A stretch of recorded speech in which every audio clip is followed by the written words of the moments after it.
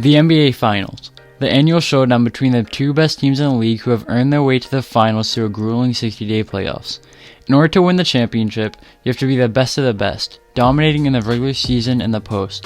But there are also those times where a team is mediocre in the regular season, suddenly catches fire in the playoffs, and goes on to win the championship. Today we're going to talk about one of those teams, the 95 Rockets, the team that won the NBA Finals as a 6th seed. So without further ado, let's get into the story of the 95 Rockets and their legendary playoff run. As the 1995 regular season was drawing to a close, the Rockets had a mere 47-35 record, and they were entering the playoffs as a 6th seed. Definitely solid, but nothing compared to the Spurs, Magic, and Jazz of the world. In the first round of the playoffs, the Rockets were against the Stockton and Malone Jazz. They were huge underdogs as they were the 6th seed going to the 3 seed.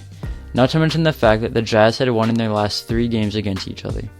But that didn't matter. All that mattered to the Rockets is winning. But that was easier said than done. The Rockets and Jazz traded wins throughout the first 4 games of the series, and it was tied up at 2 games apiece. Keep in mind that this is when the first round of the playoffs was a best of 5 series, which meant that whoever won the next game would move on to the next round. Fast forward to the 4th quarter of Game 5, and the Rockets are up by 1 with just over 2 minutes left. Just a couple more minutes and the Rockets will have knocked the Jazz out of the playoffs. Let's see what happens. Can go up with this possession. Olajuwon off the baseline. Got it. Stockton looks to Malone. Malone. That angle to enter the ball. Now they're going against the clock. And as he made his spin, he was fouled. That shot will not count. Big free throw.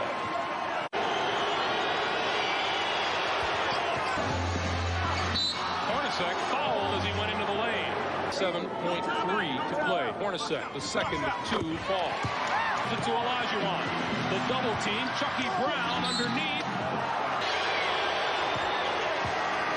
And you have some dramatics in Jeff Hornacek, who showed us that before the half. Sit back. Malone three-pointer, top of the key, off the mark.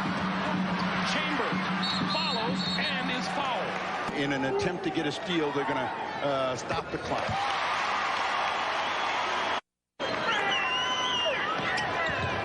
Chambers gets them both in the playoffs. This is his first free throw today. A teaser.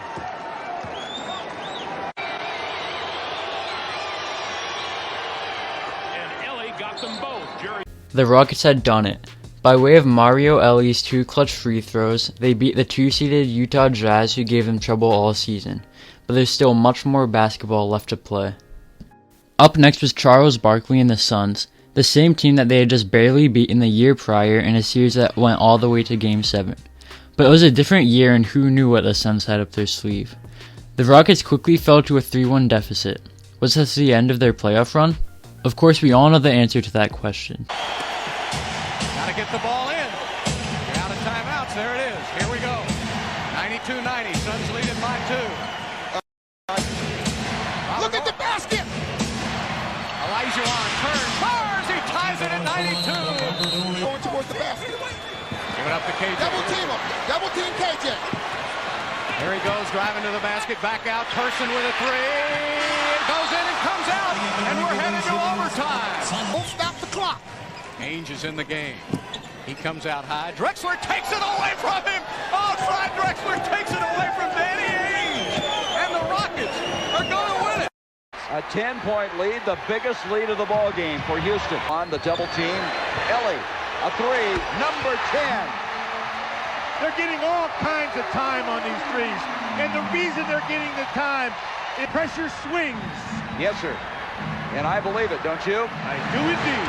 Roy, number 11. Drexler the rebound. There's going to be a Game 7. The Suns had 3 chances to put away the Rockets, and 2 of them have slipped away. The Rockets crawled their way back from a 3-1 deficit, and now they're headed to Phoenix for Game 7. Skip to the 4th quarter, and the Suns are up 1 with just over a minute left. This is the Suns' chance. Just 1 more minute and they would silence the doubts of those saying that they're going to blow a 3-1 lead, and their championship hopes would still be alive. To go back, and a whistle blows and a foul is called. We're tied. 2. Houston by 1. That's the lane. Back outside. Marley a 3. Barkley. Wilson with the rebound. Barkley. It had to be Barkley to keep it alive. And Johnson fouled on his way to the hoop. Tie game. Huge effort. Perfect so far. He misses number 22. And Houston will hold for the last shot. There's a tendency in this situation to wait too long, though.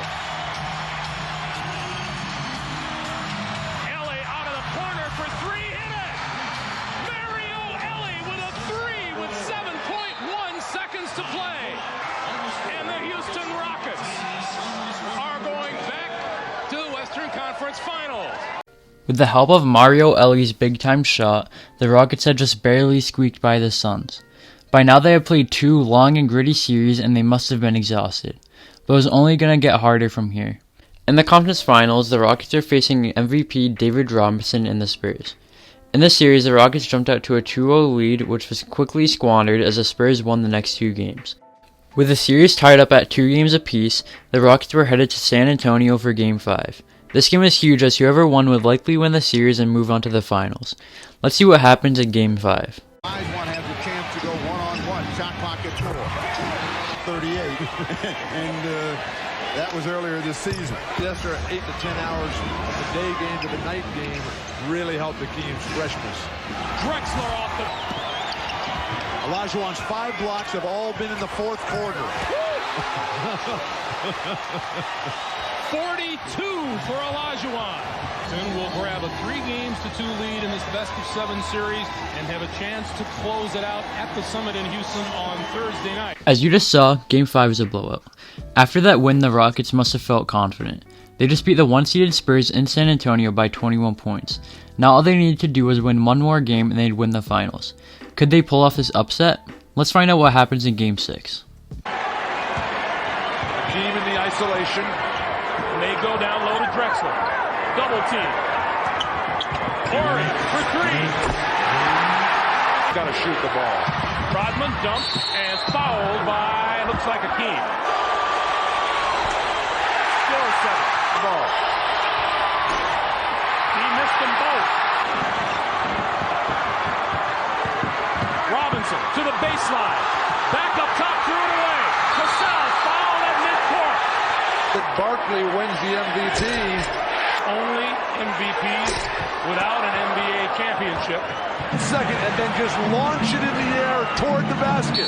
Rodman fouled at center court. Fouls Robert Horry. 6 for 11 in 3-pointers. And there's a big one. The Rockets had done it. With the help of Robert Horry's clutch free throw, they beat the 1-seeded Spurs and were now headed to their 2nd straight NBA Finals. In the finals, they were up against the Magic, who had the dynamic duo of Penny Hardaway and the most dominant player of all time, Shaq. Not to mention the fact that the Magic had just come off of a 24-point game win against the Pacers, so their confidence must have been at an all-time high. All of this could have meant defeat for the Rockets, but they had other plans. Game 1 of the finals was a dogfight. It was a close game the whole time, and with just a few seconds left in the 4th, the Rockets have the ball down 3. Let's see how this pans out. Seconds to go in the game. Houston with the basketball. Smith has it. Smith will throw it up for 3. He's got it! Oh my goodness! Kenny Smith with 1.6 seconds to go. As you just saw, Kenny Smith hit probably the clutchest shot of his career and sent the game to overtime.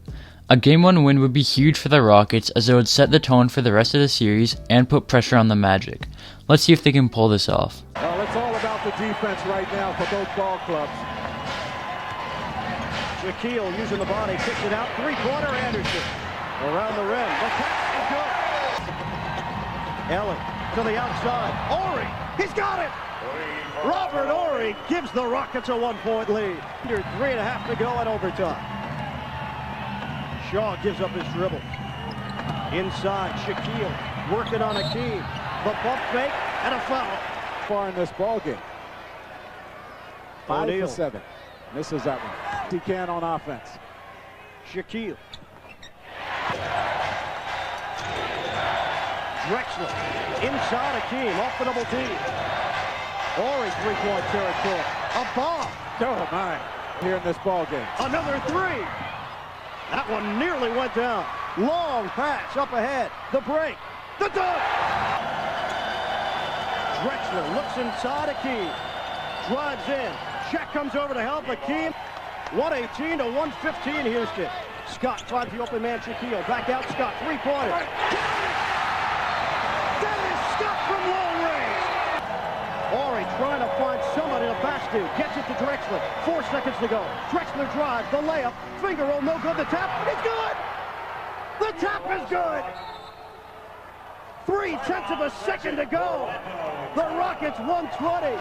The Magic 118. Hakeem Olajuwon. The man rises to the occasion once again. Hakeem got the game-winning shot, and the Rockets won Game 1 of the Finals in overtime.